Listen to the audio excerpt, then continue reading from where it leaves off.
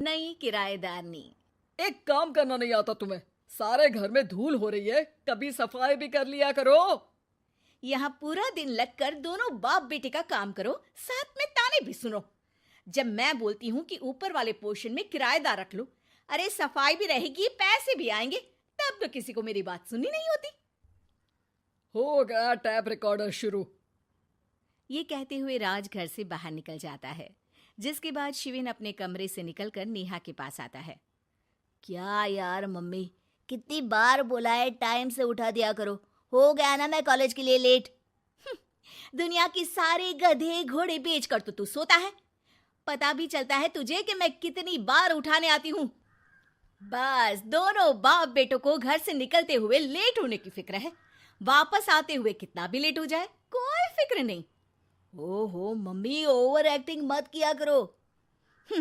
माँ की बातें अब ओवर एक्टिंग ही तो लगेगी ना। मेरी तो कोई फीलिंग्स ही नहीं है। क्या करूं, मर जाऊं क्या मैं? ओफो मम्मी, जा रहा हूं मैं, बाय। शिविन चला जाता है और नेहा बेचारी किलस्ती अपने घर के कामों में लग जाती है। इसी तरह चलती है नेहा की जिंदगी, जिसमें उसके ज्यादा बोलने वाली आदत की वजह से उसका पति और बेटा उसकी फीलिंग्स की कदर किए बिना हमेशा उससे दूर भागते रहते हैं। पूरा दिन घर में अकेले रहो और जब पति या बेटे से बात करने जाओ तो उनके नखरे अलग। अब मुझे ही कोई अच्छा किराएदार ढूंढना पड़ेगा। इसी के साथ नेहा किराएदार की खोज शुरू कर देती है, जिसके कुछ महीनों बाद दूसरे शहर से यहाँ पढ़ने के लिए आई निम्मी घर ढूंढते हुए नेहा के पास आती है और वो उसे किराए पर रख लेती है। अगली सुबह हमेशा की तरह राज और शिविन अपनी जल्दी में होते हैं कि निम्मी वहां आ जाती है। दीदी, थोड़ी चीनी मिलेगी, वो कल ना राशन लाने का समय ही नहीं मिला। निम्मी को देखते ही दोनों बाप बेटे की जल्दी वहीं खत्म हो जाती है और वो निम्मी को इम्प्रेस करने की रेस में भागने लगते हैं। अरे मम्मी को क्यों परेशान करना, मैं हूं ना। अरे तूने आज तक कभी किचन की शक्ल भी देखी है? रुको, मैं लेकर आता हूँ। चीनी का डिब्बा कौन सा है और कहाँ रखा है वो तो पता नहीं है दोनों को। फिर चीनी के अपने मुंह से निकलने जा रहे हो किचन में? अरे मैं तो बस तुम्हारी मदद करने के लिए बोल रहा था। है क्या? मदद? और वो भी तुम करोगे? सच में? अरे कोई तो सच बताओ, सुबह सुबह दोनों बाप बेटे कोई सूखा नशा करके तो नहीं आ गए ना? अरे कैसी बेकार की बातें करती हो मम्मी। अरे जब कौवा अचानक हंस की चाल चलने लगेगा तो शक होना तो लाजमी है ना। घर का ऐसा माहौल देख निम्मी वहां से जाने ही लगती है कि राज उसे रोक लेता है। अरे आपने चीनी तो ली ही नहीं?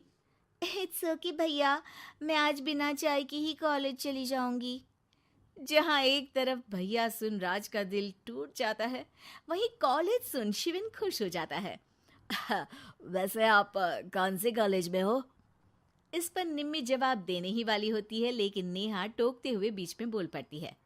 अब दोनों को देर नहीं हो रही। हद है इनसे भी, कहीं बात बनने ही नहीं देंगी मेरी तो। अरे जा रहे, अब यहाँ बचाई क्या है? इस पर निम्मे के पीछे पीछे शिविन कॉलेज की तरफ और राज ऑफिस चला जाता है। इसी तरह दिन बीतने लगते हैं, जिसमें अब सुबह जल्दी जाना और शाम लेट आने का सिलसिला सुबह लेट जाना और शाम जल्दी आने में बदल जाता है। एक शाम वो दोनों समय से पहले ही घर वापस आ जाते हैं, जिन्हें देख नेहा हैरान रह जाती है। हाय मेरे रब्बा, अरे पहले घर जल्दी आना शुरू कर दिया और आज तो उससे भी जल्दी। कहीं मैं कोई सपना तो नहीं देख रही? मतलब अब क्या हम अपने घर भी जल्दी वापस नहीं आ सकते? अरे घर तो कितने सालों से तुम्हारा ही है, पर लगता है कि अपना ही है, इस बात का एहसास अब हुआ है। वो सब ठीक है मम्मी। निम्मी कहाँ है? जरा उसे बर्थडे विश तो कर दूं। अरे वाह रे, आज तक तो अपनी माँ का बर्थडे तुझे याद नहीं रहा? उसका बहुत याद है। वो तो मुझे पापा ने याद दिलाया है। हैं? अरे क्या बोल रहे हो तुम झूठे? नहीं बेबी, देखो मुझे तो तुम्हारा बर्थडे भी याद नहीं रहता, तो उसका कहाँ से याद रहेगा मुझे? तौबा, मैंने तो किराएदार रखकर अपने ही पैर पर कुल्हाड़ी मार ली। बेटा तो बेटा, यहाँ तो बाप भी किसी से कम नहीं है। इतनी देर में निम्मी भी घर वापस आ जाती है, जिसे देखते ही शिविन हैप्पी बर्थडे गीत गाता हुआ उसके पास चला जाता है। हैप्पी बर्थडे निम्मी। बताओ आज क्या चाहिए तुम्हें? हाँ हाँ, मांग लो ना इसकी जान। अरे नहीं नहीं, मुझे कुछ नहीं चाहिए, बल्कि मैं तो आज आप लोगों को कुछ देने आई हूँ। क्या क्या देने आई हो? निम्मी अपनी बैग में से मिठाई का डिब्बा और शादी का कार्ड निकालती है। ये मेरी शादी का कार्ड और मिठाई। आप सबको मेरी शादी में जरूर आना है और इसी खुशी में मिठाई खाइए। निम्मी की बात सुनकर जहां शिविन और राज शॉक में आ जाते हैं, वहीं नेहा हंसने लगती है। दिल के अरमां आंसुओं में बह गए।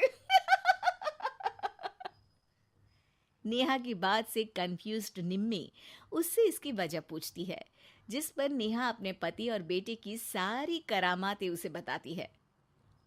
आई कांट बिलीव, आपको मैंने भैया बोला, और शिविन तुम्हें तो मैं हमेशा छोटे भाई की तरह समझती हूँ, लेकिन कहते हैं ना, man will be always man. लेकिन आज से ये विमेन सेम नहीं रहेगी इनके लिए। फिर क्या, बाप बेटे आगे आगे और नेहा झाड़ू लेकर उनके पीछे पीछे।